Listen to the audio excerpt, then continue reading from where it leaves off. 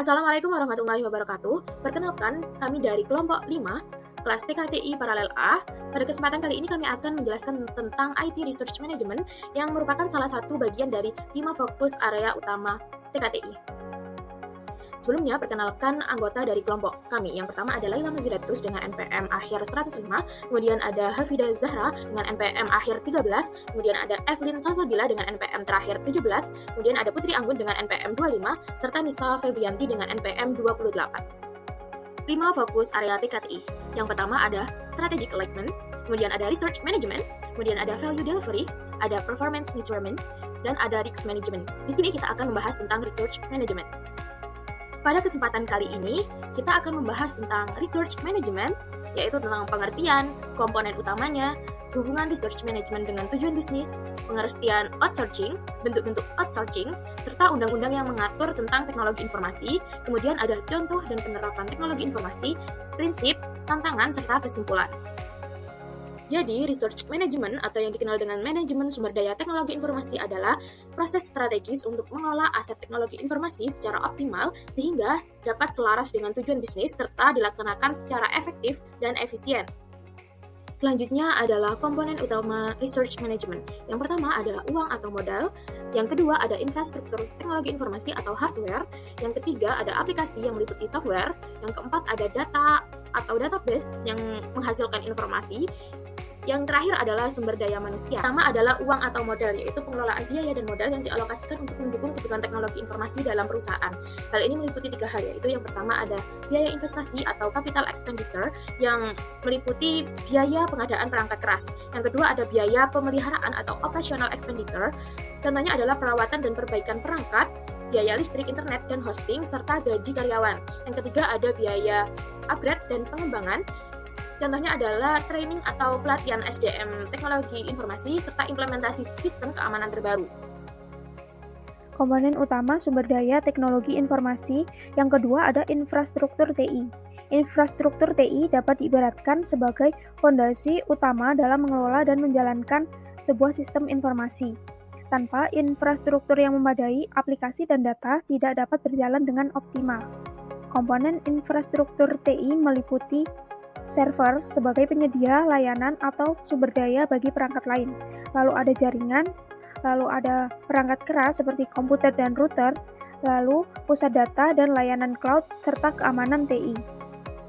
Semua komponen tersebut bekerja sama untuk memastikan sistem tetap berjalan stabil dan aman, dengan tujuan menjamin ketersediaan, kecepatan, dan keamanan layanan teknologi informasi agar aktivitas organisasi maupun operasional dapat berjalan dengan lancar.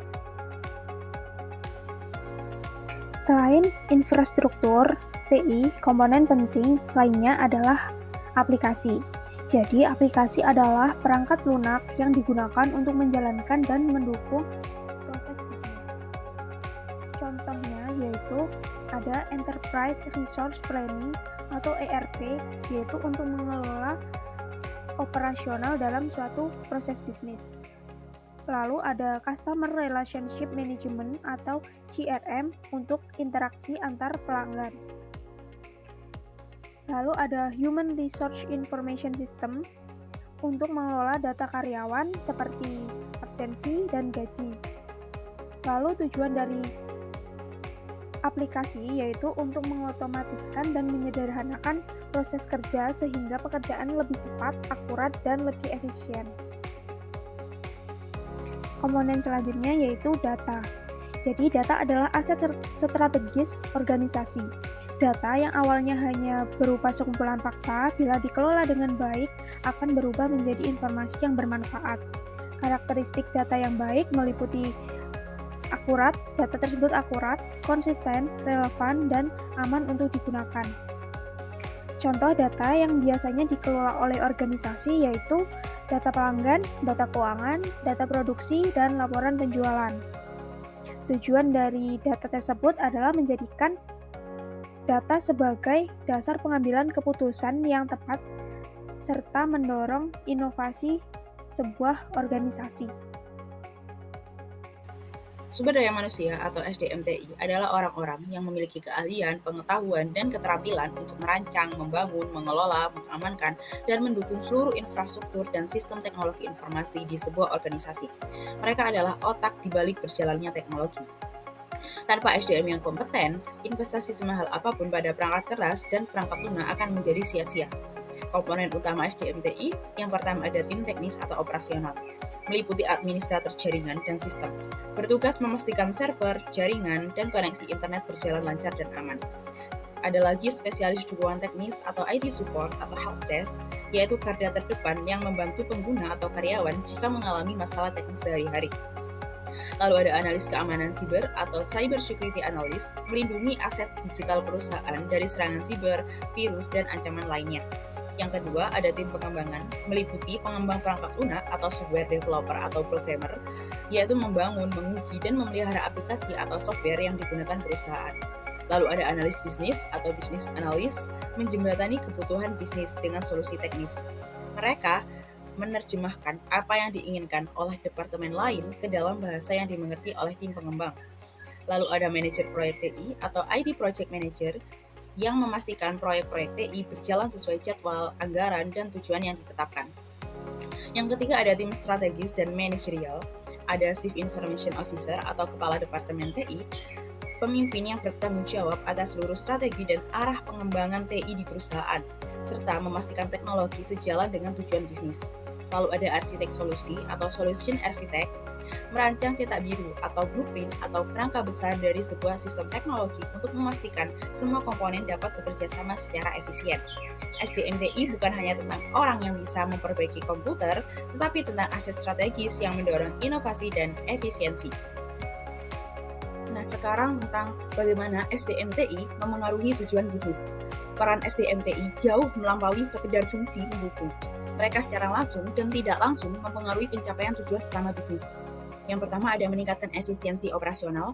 Contohnya, SDM-TI yang kompeten dapat mengimplementasikan sistem otomatisasi di pabrik atau software akuntansi yang canggih di Departemen Keuangan. Dampaknya, proses kerja menjadi lebih cepat, mengurangi kesalahan manusia atau human error, dan menurunkan biaya operasional. Ini secara langsung meningkatkan profitabilitas. Yang kedua ada mendorong inovasi produk dan layanan. Contohnya, tim pengembang di sebuah bank menciptakan aplikasi mobile banking yang memudahkan nasabah bertransaksi di mana saja. Dampaknya, menciptakan keunggulan kompetitif, meningkatkan kepuasan pelanggan, dan membuka sumber pendapatan baru. Ini mendukung tujuan pertumbuhan bisnis. Yang ketiga ada memperbaiki pengambilan keputusan. Contohnya, seorang analis data atau bagian dari SDM-TI yang sudah saya sebutkan tadi, mengolah data penjualan dan menemukan tren pasar yang tidak terlihat sebelumnya. Dampaknya, manajemen dapat membuat keputusan yang lebih strategis dan berbasis data. Misalnya, meluncurkan produk baru atau mengubah strategi pemasaran. Ini membantu perusahaan beradaptasi dengan pasar. Yang keempat, ada mengelola dan mengamankan aset perusahaan. Contohnya, tim keamanan siber berhasil mencegah serangan ransomware yang dapat melumpuhkan seluruh operasi perusahaan. Dampaknya, menjaga keberlangsungan bisnis atau business continuity, melindungi reputasi perusahaan, dan mencegah kerugian finansial yang besar. Ini adalah fondasi untuk keberlanjutan jangka panjang. Singkatnya, SDM-TI yang berkualitas adalah investasi yang memungkinkan bisnis untuk beroperasi lebih cerdas, lebih cepat, dan lebih aman. Di sini ada outsourcing atau alih daya sumber daya TI. Apa sih itu outsourcing? Pengertiannya sendiri adalah outsourcing TI adalah praktik di mana sebuah perusahaan mengontrak atau memperkerjakan perusahaan lain atau pihak ketiga atau yang biasa kita sebut dengan vendor untuk menjalankan sebagian atau seluruh fungsi teknologi informasi yang sebelumnya dikerjakan secara internal. Ini adalah keputusan strategis untuk mendelegasikan tugas-tugas teknis kepada pihak yang lebih ahli, sehingga perusahaan bisa lebih fokus pada kegiatan bisnis utamanya atau core business. Mengapa perusahaan melakukan outsourcing TI? Yang pertama, menghemat biaya atau cost saving. Tidak perlu mengeluarkan biaya besar untuk merekrut, melatih, dan membayar gaji tim TI internal. Lalu mengubah belanja modal atau capital expenditure atau CAPEX untuk pembelian server menjadi belanja operasional atau operational expenditure atau OPEX yang lebih terprediksi. Lalu yang kedua ada akses ke keahlian spesialis. Perusahaan bisa mendapatkan akses langsung ke para ahli di bidang tertentu. Misalnya keamanan siber, cloud computing, pengembangan AI tanpa harus mencari dan merekrut talenta langka tersebut. Yang ketiga, meningkatkan fokus pada bisnis inti. Manajemen dan karyawan dapat mencurahkan seluruh waktu dan energi mereka untuk mengembangkan produk, melayani pelanggan, dan strategi pemasaran, alih-alih disibukkan dengan masalah teknis. Lalu ada fleksibilitas dan skalabilitas, mudah untuk menambah atau mengurangi layanan TI sesuai dengan kebutuhan bisnis yang berubah. Misalnya, saat ada proyek besar, perusahaan bisa menyewa lebih banyak tenaga pengembang untuk sementara waktu. Selanjutnya ada mengurangi risiko. Vendor outsourcing yang profesional biasanya memiliki standar keamanan dan kepatuhan yang tinggi, sehingga membantu mengurangi risiko kebocoran data atau kegagalan sistem. Pada intinya, outsourcing adalah cara bagi perusahaan untuk mendapatkan layanan TI berkualitas tinggi secara efisien, tanpa harus membangun dan mengelola semuanya sendiri. Outsourcing mempunyai 3 bentuk utama, yaitu pertama outsourcing infrastruktur. Perusahaan menggunakan layanan data center, cloud computing, atau server sewaan supaya tidak perlu membangun sendiri. Kedua, outsourcing aplikasi dan software, yaitu ketika perusahaan menyerahkan pembuatan atau perawatan sistem informasi, aplikasi mobile maupun website kepada pihak pengembang luar. Ketiga, outsourcing layanan dukungan. Misalnya, perusahaan memanfaatkan vendor untuk mengelola, merawat jaringan, atau menjaga amanan sistem. Di Indonesia ada 3 undang-undang penting yang mengatur TI. Pertama, UU Nomor 11 Tahun 2008 tentang ITI yang membahas transaksi elektronik, dokumen digital, dan kejahatan siber. Contohnya kasus pencemaran nama baik lewat media sosial. Kedua, UU Nomor 19 Tahun 2016, yaitu revisi UU ITE yang memperkuat aturan tentang penyalahgunaan informasi dan perlindungan data.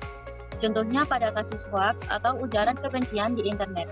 Ketiga, UU Nomor 27 Tahun 2022 tentang perlindungan data pribadi, UU PDP, yang mengatur hak dan kewajiban dalam mengelola data pribadi, misalnya kasus kebocoran data pengguna di e-commerce atau telekomunikasi. Contoh outsourcing TI bisa kita lihat di beberapa perusahaan besar. Pertama, Tokopedia, yang memakai layanan Google Cloud supaya bisa menyimpan data pelanggan dengan lebih aman dan fleksibel. Kedua, Bank BCA, yang bekerjasama dengan vendor keamanan siber untuk melindungi transaksi online nasabah.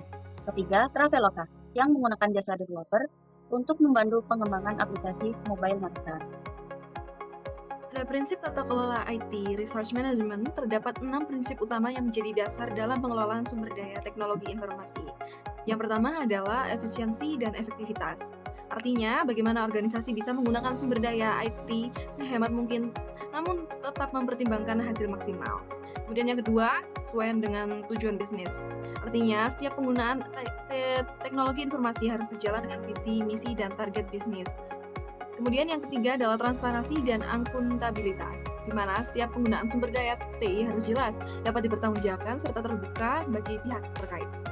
Keempat, keberlanjutan, sustainability, yang artinya memastikan pemanfaatan TI tidak hanya untuk kebutuhan jangka pendek, tetapi juga mendukung kebutuhan masa depan. Lalu, ada manajemen resiko, yang berarti organisasi harus mampu mengidentifikasi, mengukur, dan memitigasi resiko yang muncul dalam pengelolaan TI. Lalu, optimalisasi nilai. Dalam bagian ini, harus dipastikan bahwa setiap investasi dan penggunaan TI benar-benar memberikan manfaat nyata bagi organisasi. Selanjutnya, pada bagian tantangan dalam IT Research Management. Dalam IT Research Management, ada 6 kendala utama yang sering dihadapi. Yang pertama adalah keterbatasan anggaran dan biaya.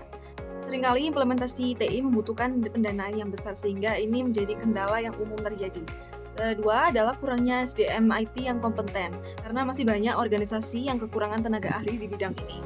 Ketiga, ketergantungan pada teknologi lama, legacy system, yang membuat organisasi sulit beradaptasi dengan teknologi baru. Kemudian keempat adalah kurangnya transparansi dalam penggunaan research, misalnya tidak jelas siapa menggunakan apa, untuk apa, dan berapa biayanya. Kemudian yang kelima adalah manajemen resiko yang belum matang, sehingga masih banyak organisasi yang belum siap menghadapi ancaman TI. Yang terakhir adalah perubahan teknologi yang cepat, yang mana ini dapat membuat organisasi harus selalu menyesuaikan diri agar tidak tertinggal. Terakhir, bagian kesimpulan menekankan bahwa IT Research Management bertujuan untuk memastikan sumber daya IT dimanfaatkan secara optimal demi mendukung tujuan bisnis. Pengelolaan yang baik mampu meningkatkan efisiensi, efektivitas, dan daya saing. Strategi seperti outsourcing bisa dipertimbangkan asalkan sesuai regulasi dan kebutuhan. Prinsip efisiensi, transparansi, akuntabilitas, dan kepatuhan harus tetap diterapkan meskipun dihadapkan pada tantangan seperti perkembangan teknologi yang cepat, keterbatasan SDM maupun anggaran. Dengan tata kelola yang tepat, investasi TI sekaligus meminimalisir resiko yang muncul. Mungkin cukup sekian dari kelompok kami. Kurang lebihnya kami mohon maaf. Terima kasih dan wassalamualaikum warahmatullahi wabarakatuh.